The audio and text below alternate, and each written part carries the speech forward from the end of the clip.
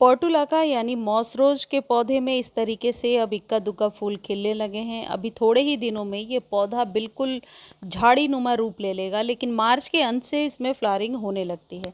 तो आपके पौधे में यदि फ्लावरिंग होने लगी है या फिर नहीं भी हो रही है, तो इस खाद को देने से आप अपने पौधे को घना बना सकते हैं और अभी से लेकर के नवंबर तक लगातार फ्लावरिंग ले सकते हैं। आपके पोर्टुलाका मॉस रोज या नौबजिया के नाम से जाने जाने वाला ये पौधा अब तक यदि आपने नहीं लगाया है तो अभी भी आप कटिंग से लगा सकते हैं। सिर्फ नवंबर से लेकर जनवरी तक इस पौधे की कटिंग नहीं लगती है, लेकिन पूरे साल इस पौधे की कटिंग लगाई जा सकती है।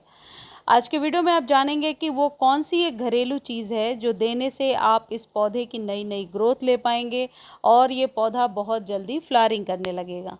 पोर्टुलाका यानी मॉस रोज़ या नौबजिया बहुत सारे नामों से जाना जाने वाला ये पौधा साल के 10 महीने फ्लावरिंग करता है। कटिंग से ईजिली ग्रो हो जाता है। मैंने भी कटिंग लाकर कहीं से लगाया था और इसमें अब फ्लावरिंग होने लगी है। इक्का दुक्का फूल खिल रहे हैं। अब सबसे पहले आपको ये ध्यान देना है कि पौधे को घना कैसे बनाना है। घना घना बनाने का सबसे बेहतर जो तरीका है वो ये है, जो स्टेम सूखी हुई है या फिर जिस स्टेम पर फ्लावरिंग हो चुकी है उसे आप ज़रूर ऊपर से कट कर दें। उससे क्या होगा, पौधा बहुत जल्दी नई पत्तियों को निकालेगा। हालांकि बरसात में ये पौधा बहुत अच्छे से आप यूँ कह सकते हैं फैल जाता है, लेकिन अभी यदि आपने कटिंग से ग्रो किया होगा, जैसा कि मैं ये पौधा दिखा रही हूँ आपको, ये कटिंग से ही ग्रो किया था मैंने और आप लोग के साथ वीडियो भी शेयर किया था। तो यदि आपको ये नहीं पता कि कटिंग किस तरीके से ग्रो करनी है तो उस वीडियो का लिंक है डिस्क्रिप्शन में, आप जाकर देख सकते हैं।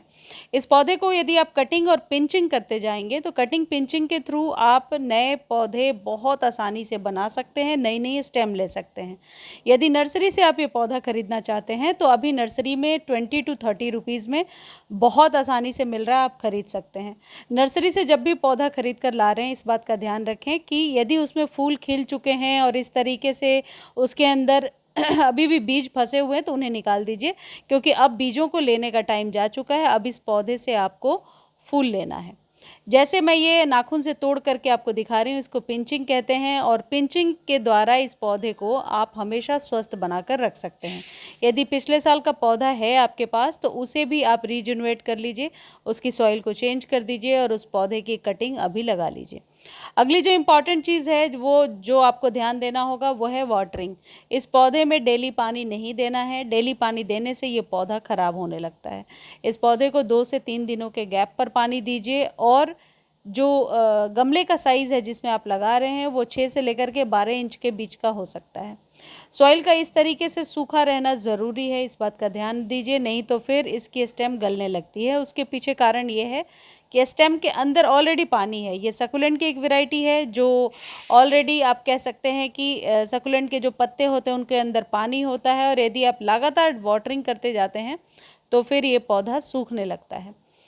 इस पौधे को आप इस तरीके से जो लंबी पतली सी डंडी हो रही है इसको यदि कट करेंगे तभी ये देखने में खूबसूरत लगेगा, यानी कि पिंचिंग इस पौधे के लिए एक ज़रूरी प्रोसेस है। जहाँ तक धूप की बात है, इस पौधे को पूरे दिन के सनलाइट में आप छोड़ दीजिए। कभी भी सनलाइट की वजह से ये पौधा ख़राब नहीं होता है।